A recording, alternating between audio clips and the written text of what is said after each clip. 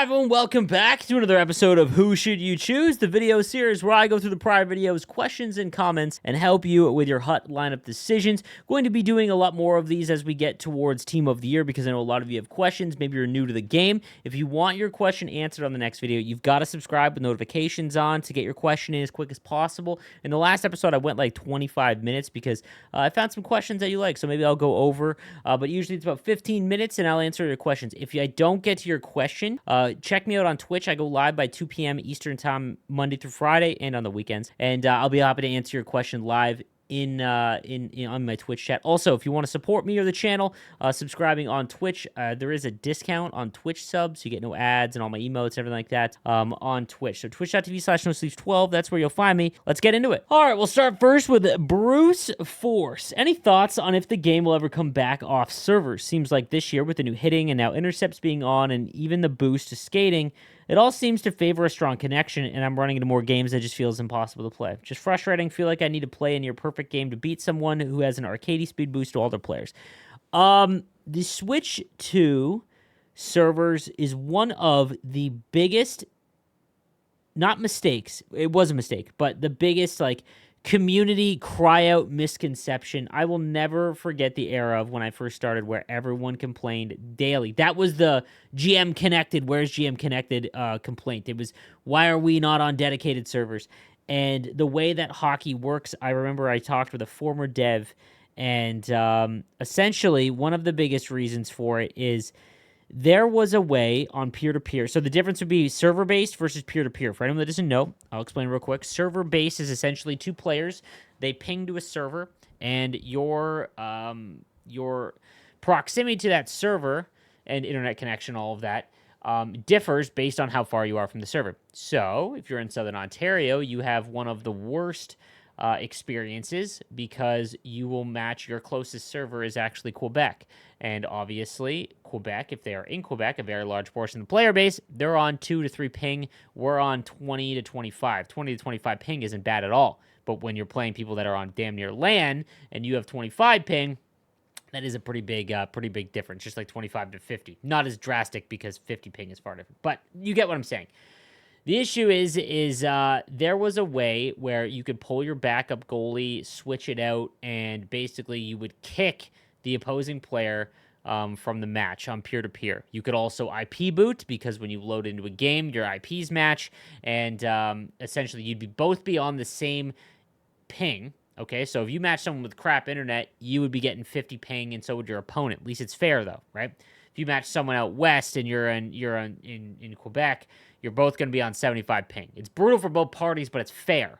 The issue is that on peer-to-peer, there was IP booting all the time. It was rampant, and instead of EA investing in ways to be able to fix that, it is very expensive, and probably from a business standpoint, they could just be like, hey, why don't we just use servers? Yeah, that was it. I'm sure that I'm not explaining it correctly from EA standpoint, but I also know that the backup goalie issue, it's a reason why we don't have backup goalies in the game. If you ever wanted to know why you can't put in your backup goalies, because it would desync the game. So instead of making a fix for it, they just band-aid it and be like, okay, you can't use backup goalies. Same kind of thing with like peer-to-peer. They couldn't figure out how to stop the IP booting, or they didn't want to pay for the anti-cheat, and here we are. It's unfortunate because it is one of the biggest issues, and I don't think it'll ever be fixed, and it leads to a less fun gameplay. Hey, Slaves, should I use the untradeable power-up icons I have for Team of the Year? I made Gretzky and Mario already. If I decide I want Gordy, I'll just buy since he's going for cheap. Should I use the untradeable power-up icons? You mean like trade them in for collectibles? No. That's not worth it at all, dude. Okay.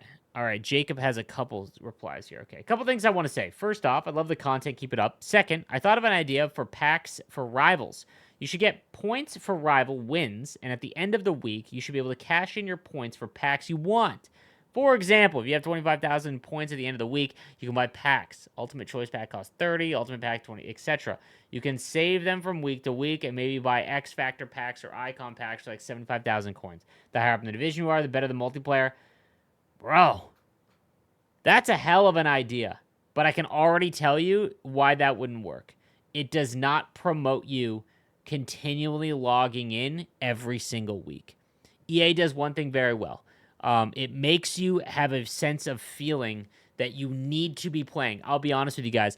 This week, right now, one of my favorite games that isn't NHL, Escape from Tarkov, they did a server wipe where about every 6 to 8 months they'll wipe everyone's account. It sounds brutal, and then you start over, and it's the most fun of any video game I've experienced in years. And all I want to do is play it, and I play video games for a living, so I'm not going to complain. I've worked a full 15 years of my life to know what a real job is, so don't misconstrue what I'm saying. It legitimately feels like a job playing NHL. I'm loading into games to get my rivals games and champs games done, not because I want to play the game, but simply because I need these packs, especially as someone who's no money spent. And that's because EA has designed a system in which you have to keep playing. There's no other way around it. And when you don't, you feel FOMO, you feel left behind, which then forces you to be like, oh my God, I got to get these games in. And it's not just EA, it's the gaming industry as a whole, but EA's system is sickening compared to others because they haven't changed the way that we play the game and improved the enjoyment that we get from it in 5 years. It's the same cycle. So I love your way. I love this, but I can tell you from a business standpoint, they'll never do it. Much love, Sleeves. You got any World Junior predictions? I tweeted this out and I got so much hate. Admittedly, I'm from Canada. Love my country. Love Canada. I've lived in the United States as well for about 8 years. I lived in both. My mom and my dad lived in different countries. I love the United States as well. I love going there. I would probably be living there had it not been for the birth of my son. I tweeted out that I think on paper, I looked at the rosters of not just the World Junior team, but the World Championship team, if they were to do one. The U.S. has never been this talented. Like, I have been following hockey for 30 years now. I didn't follow hockey when I was 7, so that's a lie. Like 10, I'd say. So 20, 25 years almost. This is the best U.S. has ever been. Like, at all levels. And I think that U.S. is the heavy favorite, especially because Bedard, Fantilli, Korchinski, I'm missing a few, aren't able to play because they're in the NHL. So that's a hindrance. The U.S., there are a lot of college players, like Will Smith, for example. So they have a big advantage there. But they are by far the favorite. And I tweeted that out, and I just got flamed. All the Canadian hockey. I get it, man. I'm a passionate Canadian hockey fan as well. I want to see Canada win. I think the USA wins. And I'm going to say Sweden wins silver. Canada's very good. It's not nearly like it was in the last 2 years. But I think Sweden is sneaky. If I don't want to ruin the market here, but it's all gambling. So if you really wanted to invest in a team to go up in overalls and whatnot for the World Junior event, it's Sweden. 100% it's Sweden. Hey, man, should I be worried about Chychrun for his fantasy card? I tweeted this out when Chychrun came out. He was the play if you wanted to risk it. And Tavo was the safe one, the Duchesne pick. I thought that Chychrun would get hurt, but for whatever reason, DJ Smith in his last month of his tenure, I think they took him off power play 1, and he just wasn't shooting as much. He just scored recently. I'll be honest with you, he wasn't performing poorly with his fantasy card because he was missing games. It was because he wasn't scoring, which is a big thing because he's probably going to miss games very soon. He has his career high is, I believe, 64 games in a season. Like, he will miss games soon. So, yeah, it was a big risk, but if you have it tradable, man, I'd wait for him to score a goal and then sell it. Who should I choose if I need a winger? Who should I choose if I need a winger? Martin Necas needs to make 17 collectibles. It's too tough or time more. All right. I need you to English up that sentence a little bit more, but I'm going to assume you're saying it's too tough for you to do the 17 collectibles for Necas because you can't do the final challenge, which I understand. The last one is pretty tough for players. I would trade in what you need to trade in to get Necas. That card is one of the best in the game. I should have ranking all my cards. This thing is the fact they gave him away for free. Obviously, time is money, but is nuts. Easily the best card. Like, everyone says, "Where's my Mike Richards and Bissonnette?" And I get that. That's like the glory days and nostalgia of Hut. This Necas, in my opinion, is better given the progression of like everything. Sleeves, thanks for the content as always. I've noticed in your shorts recently you've been giving us tips on using Overload. Are you running the strategy now or still behind the net? Thank you, keep up the good work. I need to do an updated strategy thing or at least an explainer because my strategies video, which thank you for all the guys reaching out saying that it's helped. I'm glad. That's why I make those videos. I use behind the net because it is the simplest to set up plays for the newer player base. My strategies video will get you to Division 2. And the reason why I know that is because I'm in Division 2.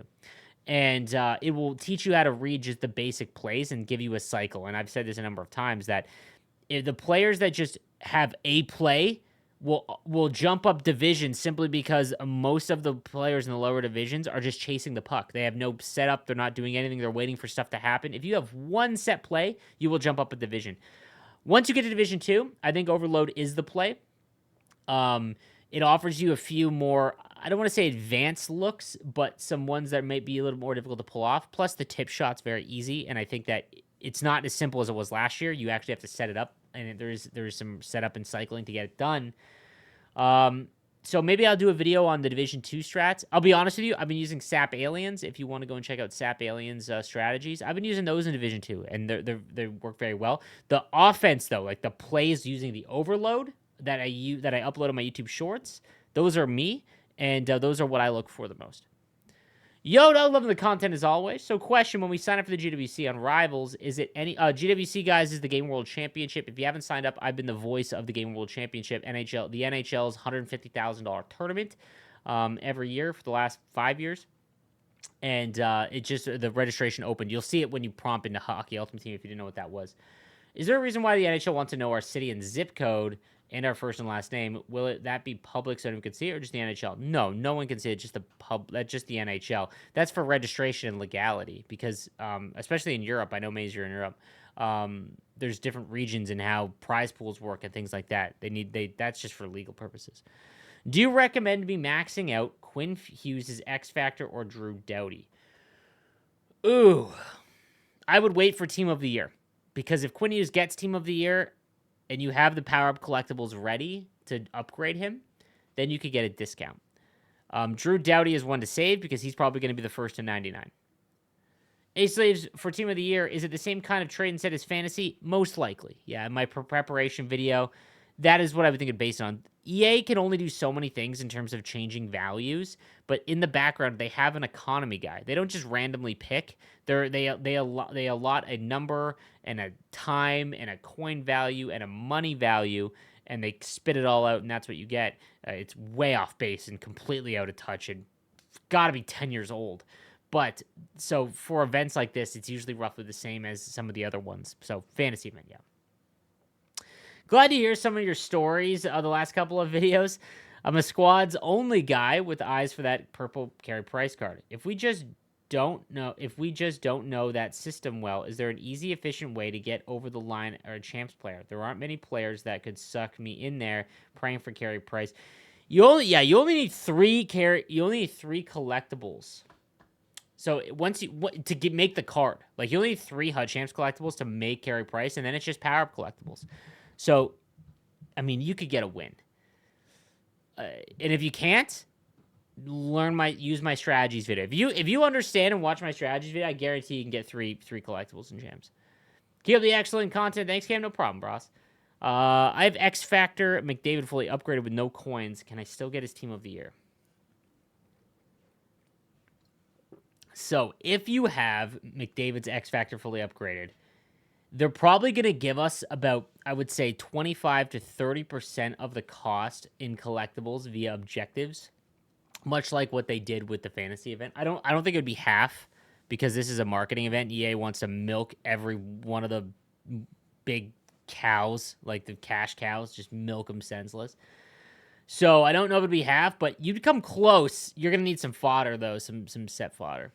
Can you teach us how to score on breakaways? Also show us how to do moments, because I suck at the game. If you watch my latest video on Martin Necas, I show you how to score. Actually, I think I have a YouTube short on scoring on breakaways as well. Forehand, backhand, or backhand, forehand, backhand will work almost every time. That's the go-to. Happy holidays to you and your family. Just wondering, what should I do with all my live moments, Russian squad battles, rivals collectibles I've been collecting all season? Thank you, Dupuy. I do have a video on what to do with all collectibles. Honestly, I would try and get mega players pack. I think in squad battles you can get mega players packs. Go and look at the diamonds, though. I think that they reworked the diamond collectible set, but I think they made them worse value. What I do personally, so silver collectibles, or what the hell they're calling them. I made mega packs, I think. I think it cost 16. That was what I did. Bonjour, Sleeves. Just want to say thank you to this series. It helped me a lot. I'm happy to hear that, guys. I took a break from the game for about 3 weeks because I wasn't having that much fun. Brother, preach. Answers my question. Anyway, my question, just pulled back to Gretzky power-up icon, but I have his gallery of greats. So he pulled his power-up. I was wondering if I should sell him and get the card for Team of the Year or keep him. I'm planning on making McDavid. I have his X Factor. Oh, F you for your pack luck, brother. And Makar if he gets one. Keep in mind I'm free to play, so I don't have a lot of coins. If you pulled Gretzky and Mario, it's not worth selling anymore, I don't think. Because think of it like this. If you were to ever make them, they're the best. They're among the best cards in the game, and they will remain that. Like, they will be. They'll have a cost to them because they cost every month to go up. But nonetheless, they're still among the best in the game for the entire year. They're guaranteed 99s. But they're going to keep falling in price because everyone can make them. That's why you're starting to see Mario go for like 600K. I'd probably just keep them because it costs about $1 million to make. And since you already have McDavid's X Factor so you could get his Team of the Year at a discount, I'd probably just keep him, man. Ace Slaves, preparing for Team of the Year and was wondering what I should do with my coins. I have 400K from selling off my 80 to 82 golds. Don't have a ton of fodder, but an okay amount. P.S. I have X Factor, McDavid, Makar, and Hughes. Quinn Hughes? Okay. Okay, so I have about 600K, and I've been very lazy. Again, I've been trying to just not play this game as much. What I'm going to do is over the next few days, I'm going to, every day I log in, I'm going to go look at 87s, 86s, 85s, 84s, 83s, and 82s. And I'm going to see what they're going for. And then I'm going to do the math. And in my preparation video, I extrapolate out based on the Fantasy Hockey event. Go watch that video, guys. Team of the Year preparation. How many cards it will cost to make a Team of the Year player. And then basically you just divide by however many cards you have or need. And then you could see what each card is going for and how much a Team of the Year would cost if you were to just have those cards. So it's a mathematical equation. Sounds really confusing. I didn't explain it there very well, but that's what I'm going to do. So if I say 83s are what you want to buy, good luck. 83s just went up 7K. So always just, I'm going to tell you guys the equation. I'm never going to tell you the card to buy because I ruin the market, and it sucks. I hate it because I would love to do market videos because I think that's a really fun thing to do, to find all the sneaky buys, but there's just dickheads out there that take advantage of it. So, hey, Sleeves. Who do you think are the best defensive players for the game? The team builders. Not even close. That Seth Jones is really good too, but the team builders. They're far and away the best defenseman in the game right now. Thanks for taking the time to answer all our questions. My comment about creating your own event would be a fun thing to talk about. I agree. I'm going to try and remember that for the next episode of Coffee and Shell. I love that question, creating our own event. I can already guarantee you it'll be something about getting 6'7" giants because they need to win GWC. I've been here Sleeves prepping for Team of the Year, and I have 3 X Factors to reroll. I have X Factor McDavid and looking for Jack Hughes. Got a ton of power collectibles. Wondering if I should try to get him as well. Also, any tips for Team of the Year to make extra coins? If you want to make coins, selling everything this next week. Like, if you are not going to get a Team of the Year card, and again, you're gonna be able to buy them tradable for about $1 million. So there will come a point, again, if you do the math and like you look at what 85s and everything are going for, and if it's getting close to $1 million, you might as well just wait. I would have enough power-up collectibles to upgrade McDavid to the full. If you've already got him to full, then just wait. And then if you want to make coins, you're selling all of your 85s and below, or 87s and below. You're going to make a lot of coins because they're never going to be this cheap again, or more expensive again. It will continue to fall, dude, especially right after Team of the Year drops. Like, the second Team of the Year is done, guys, 87s, 86s, 85s will plummet in price, and you will be stuck there. So if you don't use them, you will lose them.